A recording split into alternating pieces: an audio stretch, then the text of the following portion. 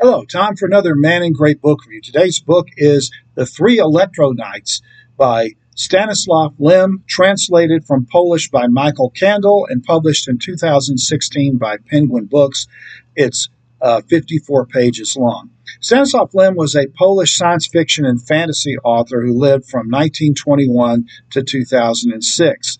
This little book contains 4 of his short stories, all of which have fable-like qualities to them, and they can be seen as satirical little subterranean jabs at the communist government that he lived under, the kind of repressive regime that he lived under.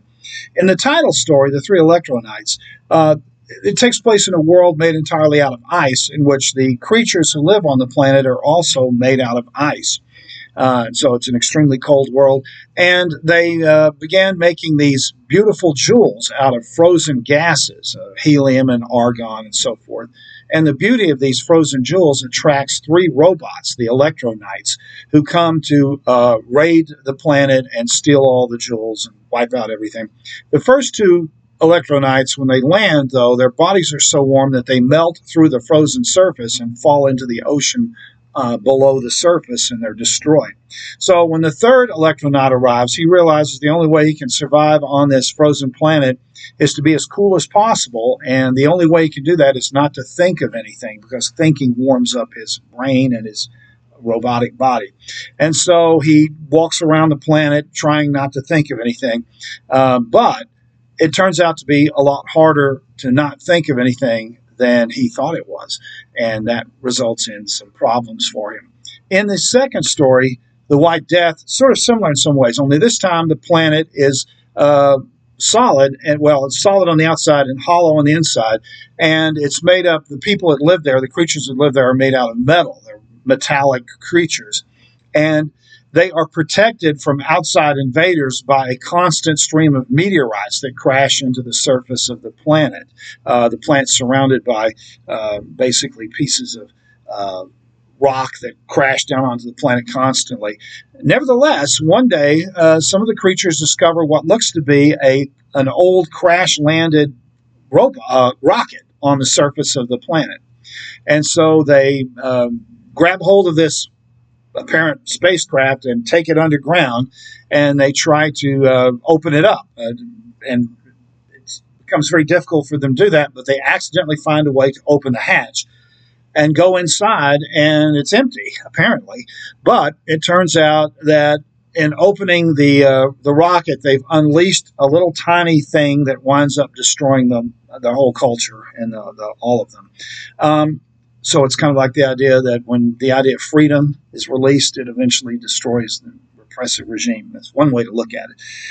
The last 2 stories are really very surrealistic and fable-like in the extreme. The third story is called King Globars and the Sages. This is about a king who has learned everything there is to learn, who knows everything there is to know, and he's completely bored.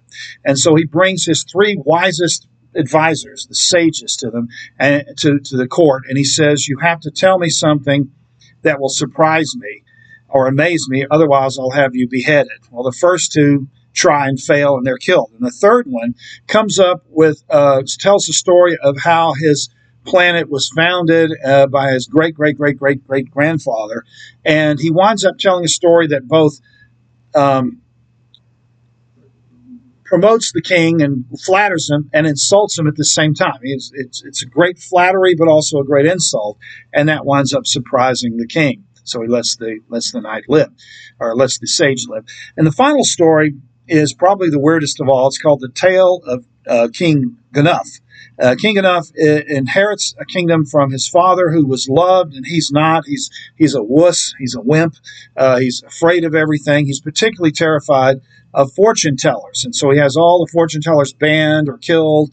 But one day he wanders through his giant castle, and in a room that he's never been in before, he finds a fortune telling machine, and he can't prevent his curiosity from getting the better for him. So he turns it on, and it kicks out a little fortune that tells him that he's going to be overthrown by his relatives. And so he has all of his known relatives killed, and he thinks that will that will make him safe. But then he realizes that there may be some relatives he doesn't know about. And so he starts randomly killing people. And then he realizes he can't kill everybody.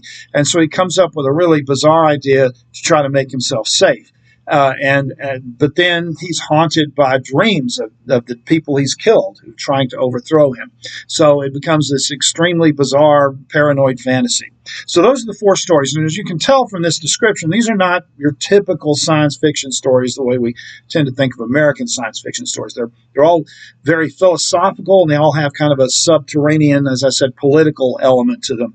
But they're all really well written, and they're stories that you don't have any idea where they're going. I mean, they clearly have kind of a fable format, the 1, 2, 3 characters show up, and the third one is different from the other 2, like the Grimm brothers fairy tales. So there's kind of a fable or fairy tale element to them, but they always end in a surprising way.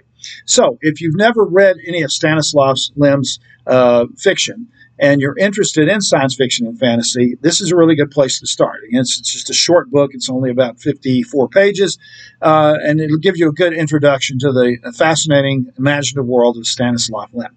The book is The 3 Electro-Knights. The author is Stanislaw Lem. This has been another Man in Gray book review. Thanks for watching.